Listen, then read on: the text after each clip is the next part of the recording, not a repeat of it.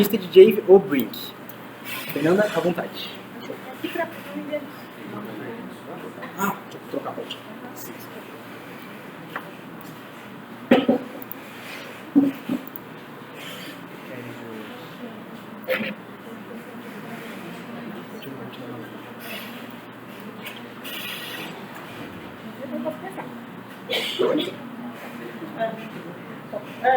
Hoje eu vou apresentar aqui para vocês a minha comunicação sobre a felicidade em John Stuart Mill, segundo a leitura perfeccionista do David Brink, e o meu orientador é o professor Evandro. Durante o meu período de iniciação científica, eu estudei principalmente o Mill, e um dos temas que se destaca é a compreensão do conceito de felicidade, porque compreendendo o conceito de felicidade, a gente entende o conceito de utilidade que ancora o utilitarismo do Mill, né? Então, para compreender esse conceito e o pensamento do Mill, eu li as principais obras dele, que foram sobre a liberdade, a sujeição das mulheres, o utilitarismo, a lógica das ciências morais e a autobiografia. E li alguns comentadores, mas o que eu mais me ancoro para tratar desse tema é o David Brink, que é um autor perfeccionista. A minha hipótese de pesquisa é que o Mill adota a doutrina utilitarista clássica de que a moralidade se baseia no princípio da maior felicidade. Mas ele insiste que essa utilidade deve ser pensada em termos amplos, considerando o ser humano como um ser em progresso. Essa abordagem faz com que a felicidade humana seja compreendida como um florescimento, como um exercício das capacidades superiores. O Mill ele vai partir da definição clássica do utilitarismo proposta principalmente por Jeremy Bentham, de que a ação correta consiste na promoção da felicidade. A ação errada consiste na promoção do inverso da felicidade e que felicidade é a mesma coisa que prazer e ausência de dor. O Jeremy Bentham ele propõe um hedonismo quantitativo.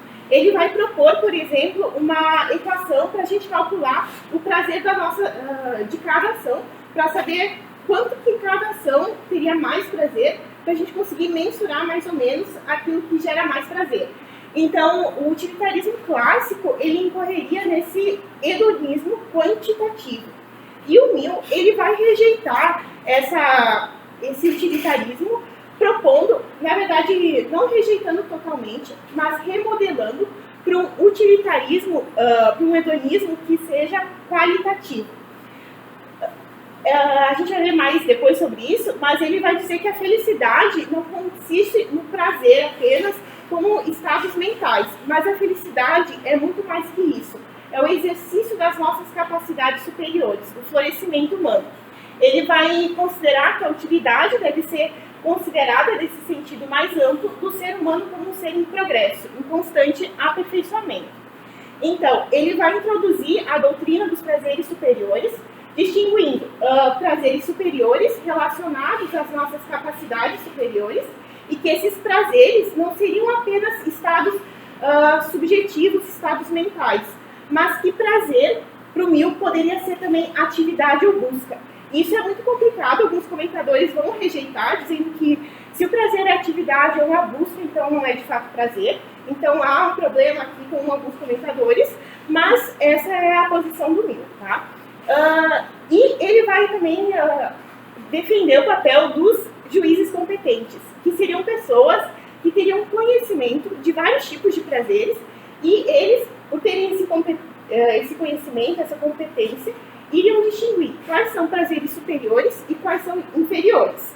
E eles atestam aquilo que existe, aquilo que é objetivamente. Não é porque eles dizem que é bom, mas eles só averiguam aquilo que está na realidade, tá? Essa concepção, Mill separa felicidade de contentamento. Felicidade, para ele, então, vai ser muito mais do que o prazer subjetivo. Vai ser esse desenvolvimento humano. Mill, ele criticou, então, o utilitarismo clássico e vai dizer que a felicidade consiste nesse desenvolvimento das nossas capacidades superiores, que seriam os sentimentos, principalmente os sentimentos morais, a imaginação, que ela seria muito importante para a empatia, a gente conseguir imaginar se colocando no lugar do outro, e também a razão.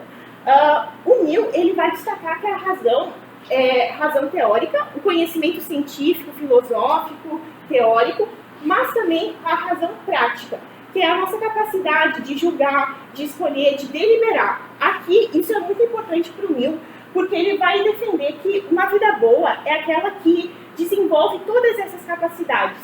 Ele teve uma experiência com o pai dele, porque desde pequenininho o pai quis dar uma educação doméstica para ele.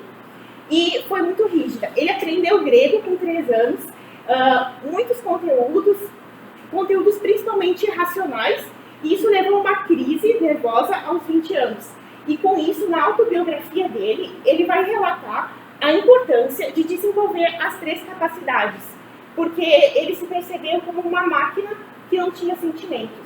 E aqui eu acho muito interessante essa parte, porque aquilo que ele viveu serviu de base para a filosofia dele. E a felicidade, então, consiste no desenvolvimento dessas 3 capacidades, mas o ingrediente principal é a deliberação prática. Porque, para o Mill, a pessoa que escolhe o seu plano de vida, a pessoa que delibera em cada ação, tem um pensamento autônomo, emprega todas as suas faculdades. Porque se fosse apenas imitar os outros, ou fazer aquilo que os outros dizem que a gente deve fazer, isso não coloca em exercício as nossas capacidades superiores. Tá? E o Mill, ele vai enfatizar também a deliberação prática, não só como um componente essencial da felicidade, mas porque nela reside a nossa agência moral e, consequentemente, a responsabilidade. Então, crianças ou pessoas que têm um desenvolvimento comprometido não conseguiriam deliberar e, consequentemente, não estariam nesse círculo, né, de agentes morais que a gente consegue responsabilizar. E, consequentemente, não estariam dentro desse tipo de felicidade que o Mill propõe. Esse é mais um problema também da teoria dele. Outra questão importante é que o Mill ele vai enfatizar a importância da individualidade para a felicidade. Ele vai dizer que as pessoas têm gostos diferentes, preferências, têm desejos de vida, cada um tem a sua particularidade. E por isso a gente precisa desenvolver essa individualidade e viver conforme ela. Porque uma vida feliz é a vida que cada um escolhe para si. É uma vida de acordo com as suas particularidades, né? E por isso o Mill ele vai ter uma concepção pluralista da felicidade. Ou seja, vão existir diferentes modos de vida, mas não é um relativismo, porque o conteúdo principal é o exercício das capacidades superiores, principalmente da deliberação prática. Só que tendo isso, cada um projeta a sua vida como achar melhor, conforme a sua natureza, a sua individualidade. E por causa dessa individualidade também, ele vai defender a importância de liberdades básicas, como liberdade de expressão, pensamento, de reunião, já que cada um tem que se desenvolver e a sua maneira, a gente precisa de um espaço de liberdade para isso. Então, a felicidade para o Mill vai servir como critério último, por isso o princípio do utilitarismo, né? Que ele vai enfatizar a felicidade como, ele diz, doutrina dos fins, teleologia ou critério último. Porque é o que acontece? Quando a gente tem um problema entre princípios secundários, por exemplo, entre honestidade, justiça, moralidade, a gente, quando há conflito entre esses princípios, a gente recorre ao princípio último da felicidade. Por isso é uma teleologia, e isso também está muito ancorado na percepção que ele tem na autobiografia, de que a gente é feliz quando a gente não pensa muito em que nós devemos ser felizes. Que a felicidade, ela ocorre, é uma busca assim indireta. Outra questão muito importante do utilitarismo é que vai considerar não só a felicidade do agente. Isso é muito interessante se comparar a ética utilitarista com a ética das virtudes, por exemplo. Porque vai enfatizar que não só a felicidade do agente é importante, mas a gente deve considerar a felicidade de todos os envolvidos também. E isso envolve, algumas vezes, fazer sacrifícios em prol da coletividade.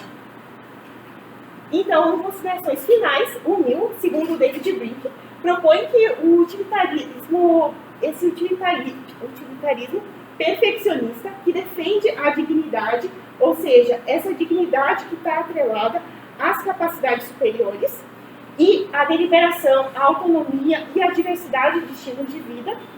Também ele vai defender esse conceito de felicidade que consiste no tipo de florescimento ou autorrealização do ser humano que envolve o exercício dessas capacidades superiores. E eu trouxe aqui de considerações finais algumas aplicações desse ideal, né, de utilitarismo que ele tem na própria teoria dele. Ele aplicou essa ideia, por exemplo, na igualdade sexual, dizendo assim, se a questão das capacidades superiores são tão importantes, então a gente precisa fazer com que as mulheres também tenham oportunidade de desenvolver, né? A gente precisa também não só possibilitar a educação para as mulheres, mas ele vai escrever até dentro do casamento, propiciar um espaço para elas escolherem sobre a própria vida. Se a deliberação é isso, é escolher, então, a partir do momento que a mulher é privada de estudo, de votar, de também ter autonomia de decisões dentro do casamento, então a gente está restringindo elas, querendo sim ou não de serem felizes, né? Outra questão é a defesa que ele faz da democracia, porque a deliberação prática é também a gente se expressa também na hora do voto, quando a gente escolhe não só em prol na vida particular, mas também escolhe votando para o bem comum. Ele vai dizer que a política é uma escola da deliberação. E ele, como eu destaquei antes também, ele vai enfatizar a importância das liberdades básicas. E um outro ponto que eu acho muito importante no Mill é a questão da educação. Porque ele vai enfatizar, bom, se a felicidade é o critério último, a educação precisa visar essa felicidade, precisa formar para isso. E formar como? Uma educação integral que seja científica, filosófica, ética, estética, que valorize também o ensino para a política, uma educação que tenha espaço para o desenvolvimento individual. Por isso ele vai muito contra um ensino padronizado. A educação é um aspecto muito interessante, porque por mais que ele não seja um filósofo da educação, ele vai defender, né, que todo o projeto dele só é possível se tem uma educação que leve para isso. Né? Essas são as minhas principais referências.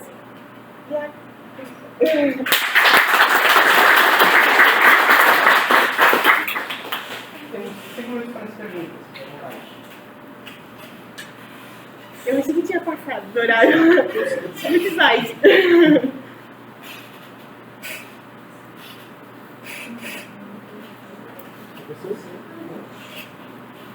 É uma ótima apresentação. Eu só queria ouvir um pouco mais da oportunidade, uma questão bastante rápida, que é essa noção de florescimento, autorrealização, não é? Sei que você é uma conhecedora de Aristóteles, então tem toda essa questão voltada para os virtudes, não é?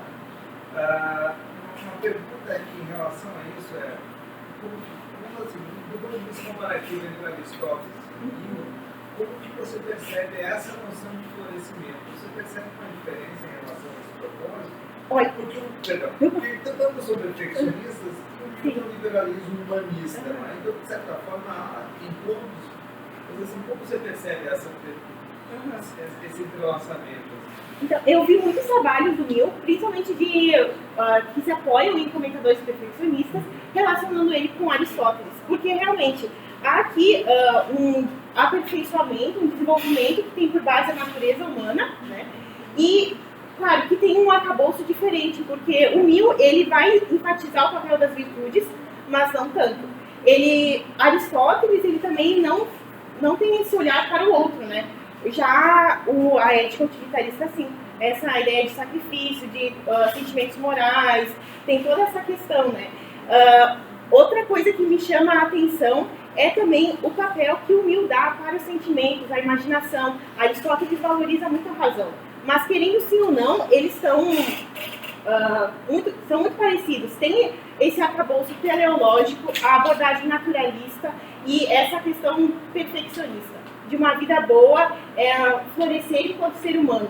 Só que o Mill, eu acho, inclusive tem uma autora, a Esperança Guizan, que ela vai falar que a ética do Mill seria assim um pouco mais completa, porque ele valoriza o bem-estar. A ideia também, a minha felicidade envolve também que os outros sejam felizes. Eu acho que esse é o ponto-chave.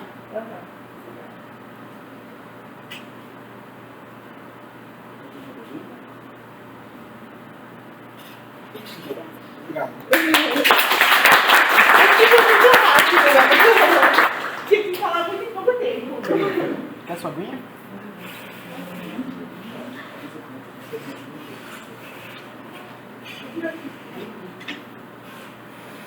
Pessoal, agradecer a Fernanda pela ótima comunicação. Agora a gente vai ter 15 minutos para o nosso coffee break. Ele se encontra ali na nossa segunda porta aqui no terceiro andar. Vamos marcar 15 minutos, depois a gente volta com as comunicações, certo?